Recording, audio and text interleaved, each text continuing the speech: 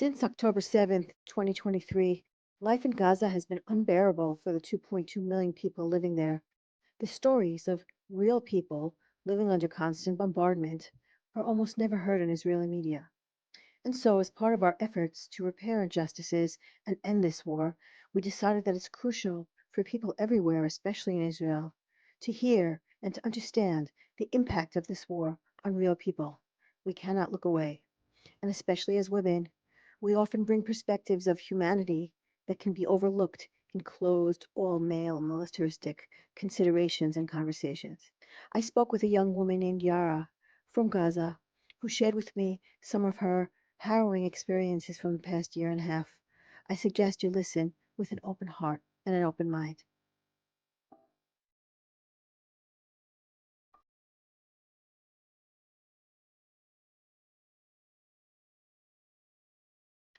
My name is Yara. I am a Palestinian girl with pride and honor from the middle of Gaza City. My grandfather, the first of all, I tell you this story. My grandfather is from the city of Beersheba, but in the 1948 migration, they were forcibly displaced to Gaza City and then to Dar al-Balah City. So I was born in 1996 in Gaza City, but I live in Dar al-Balah since 1996 until now. Now I'm 28 years old and I'm a passionate and humble writer. I finished my BA degree in accounting from University of Palestine and my MA degree in accounting from Al-Azhar University here in Gaza. And I'll hope to study my PhD degree in Oxford University soon. I have been worked in some international institutions here in Gaza. After that, I left work to focus on the opportunity of studying at Oxford University with achieving a scholarship chance came to me from Oxford University here in Gaza. It's need more work and practice. But suddenly the war came, unfortunately, so I stopped that. When I remember this day for a moment, I wish it's a dream, but unfortunately, it isn't. On the 7th day of October in 2023, suddenly at 6 a.m., we all woke up because of sounds of missiles and screaming of children when they were going to school.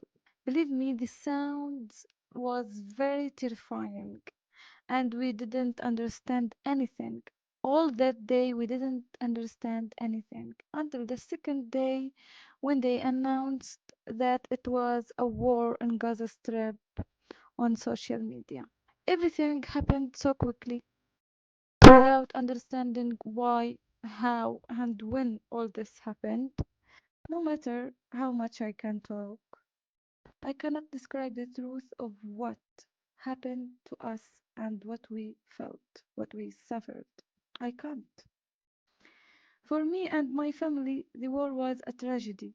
Our life suddenly stopped for no reason. Our education, our work, all things. And we are just wait for death at every moment. Whether of us, my family, my relatives, my friends, in addition to hunger, thirsts, and high prices. Every day I woke up imagining that what was happening was a dream, only a dream.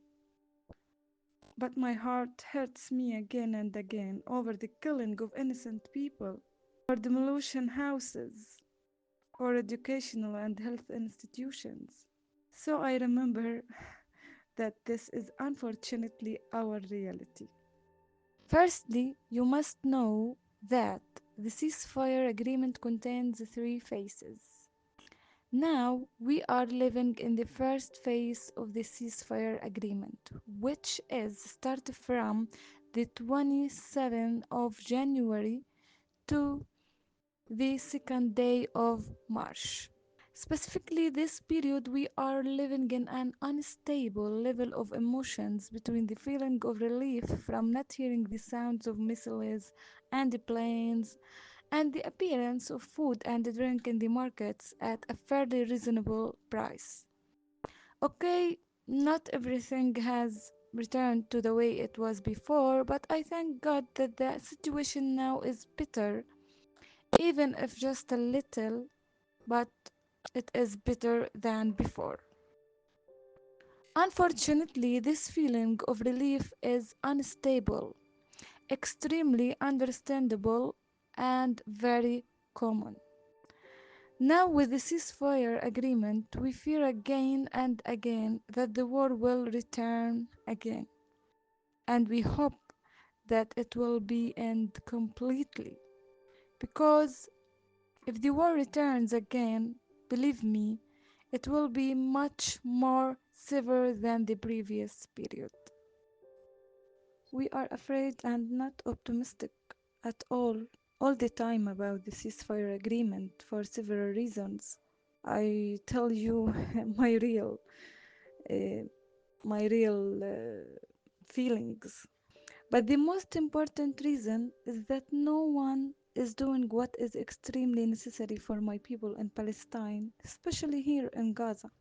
As for what Trump says, yes, all the world hear that. That was about forced migration, yeah? Well, I will talk about this issue as a human being, not as a political human.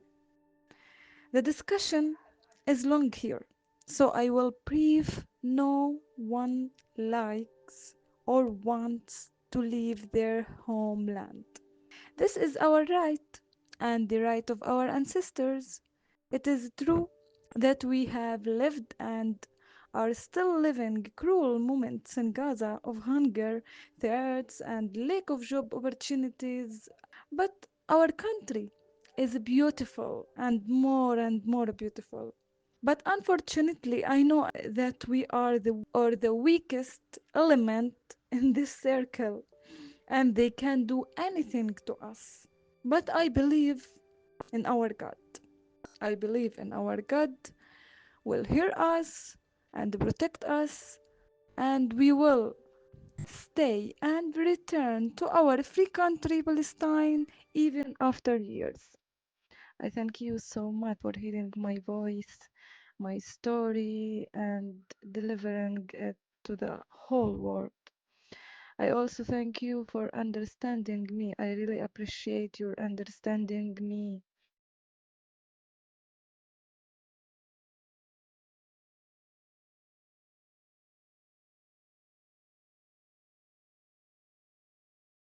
You've been listening to the podcast Women Ending War. If you like this, please subscribe, share, like, and comment.